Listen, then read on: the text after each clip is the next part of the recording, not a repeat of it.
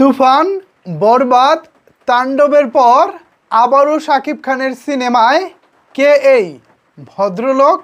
চলেন বিস্তারিত আলোচনা করি। আজকের এই ভিডিওতে আপনাদের সাথে রয়েছি আমি ওয়াসিম।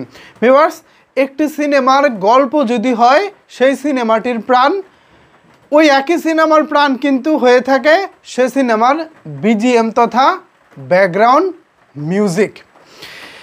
একটি সিনেমা এবং সেই সিনেমার গল্প আমাদের হৃদয়ে তখনই টাচ করে যখন তার ব্যাকগ্রাউন্ড মিউজিকটা জুৎসই হয়, মানানসই হয়।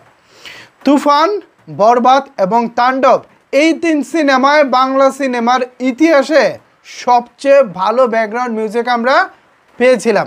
তারই ধারাবাহিকতায় শাকিব খানের নতুন সিনেমায়ও থাকছেন আরাফাত মহসিন নিধি, যিনি কাজ করেছেন শাকিব খানের লেটেস্ট তুফান, বরবাদ এবং তাণ্ডবে। এই তিন সিনেমার মধ্যে সবচেয়ে ভালো কাজ করেছেন তুফান এবং বরবাদে। এই দুই সিনেমার ব্যাকগ্রাউন্ড মিউজিক এখনও কানে লাগে। প্রত্যেকটা ব্যাকগ্রাউন্ড মিউজিক ছিল চমৎকার। স্পেশালি বরবাদ সিনেমার মিউজিকগুলোর কথা না বললেই নয়। দারুণ দারুণ ব্যাকগ্রাউন্ড মিউজিক তিনি করেছেন। প্রত্যেকটা চরিত্রের জন্য আলাদা আলাদাভাবে তিনি যে সাউন্ড ডিজাইন করেছেন, ব্যাকগ্রাউন্ড মিউজিকগুলো তিনি ডিজাইন করেছেন, প্রত্যেকটা ব্যাকগ্রাউন্ড মিউজিক ছিল এক কথায় জোশ। এছাড়া তুফানের ব্যাকগ্রাউন্ড মিউজিকটাও জোশ ছিল, কিন্তু তাণ্ডবের ব্যাপারটা একটু ব্যতিক্রম ছিল।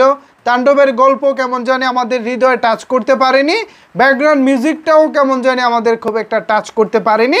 এটা আমার কাছে লেগেছে, জানি না আপনাদের কাছে কেমন লাগবে, বাট আপনাদের মতামতটাও জানতে চাই। তুফান, বরবাদ, তাণ্ডব এই তিন সিনেমার মধ্যে কোন সিনেমার ব্যাকগ্রাউন্ড মিউজিক আপনাদের সবচেয়ে ভালো লেগেছে?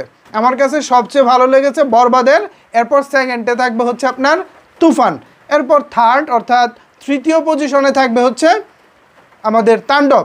তবে আরাফাত মহসিন নিধি তিনি আমাদের একটা কমার্শিয়াল সিনেমার নতুন একটা নবজাগরণ ঘটাতে যাচ্ছেন, এটা নিঃসন্দেহে বলা যায়। বিকজ অফ আমরা তামিল, তেলুগু কিংবা বলিউড সিনেমায় যে ধরনের ব্যাকগ্রাউন্ড মিউজিক আমরা শুনি, যে ফিলটা আমরা পাই, সেই ফিলটা আসলে আমরা বাংলা সিনেমায় পাচ্ছিলাম না সত্যি কথা বলতে। বাট আমাদের সেই আক্ষেপ কিছুটা হলেও আরাফাত মহসিন নিধি দূর করতে পেরেছেন। তার ব্যাকগ্রাউন্ড মিউজিক নিয়ে এই মুহূর্তে প্রশ্ন তোলার মতো আসলেই কেউ নাই। এর আগে শওকত আলী ইমন, তারপর হচ্ছে আপনার ইমন সাহা, আলী আকরাম শুভ থেকে বেশ কয়েকজন নামকরা মিউজিক ডিরেক্টর আমাদের ঢাকায় সিনেমায় ব্যাকগ্রাউন্ড স্কোর করেছেন, বাট সেগুলোর ব্যাকগ্রাউন্ড মিউজিক আমাদের খুব একটা মনের মতো হয়নি। কেন হয়নি জানেন? একই ব্যাকগ্রাউন্ড মিউজিক প্রত্যেকটা সিনেমায় ঘুরে ফিরে ব্যবহার করা হতো। রোমান্টিক দৃশ্য বলি, স্যাড দৃশ্য বলি, বা হচ্ছে আপনার মারামারি অ্যাকশন দৃশ্য বলি, অথবা ফ্যামিলি ড্রামা যে সিকোয়েন্সগুলো আছে সেই সিকোয়েন্সগুলো বলি, প্রত্যেকটা সিনেমার মিউজিক একই থাকতো আগে। আপনি 2001 থেকে 2017-18 সাল পর্যন্ত খেয়াল করে দেখবেন, শাকিব খান, চিত্রনায়ক মান্না, চিত্রনায়ক রিয়াজ, ফেরদৌস সহ সবার সিনেমার মিউজিক ব্যাকগ্রাউন্ড মিউজিক ছিল একই। তো একই মিউজিক থাকলে যেটা হয়, প্রত্যেকটা সিনেমাকে একই মনে হয়, নতুনত্ব আর খুঁজে পাওয়া যায় না। বাট নতুন দিনের নতুন এইসব মিউজিশিয়ানরা আমাদের সিনেমায় দারুণ কাজ করতেছেন।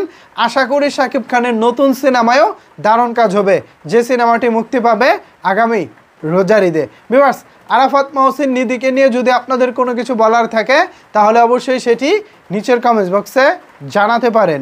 ধন্যবাদ সবাইকে এতক্ষণ আমার সাথে থাকার জন্য।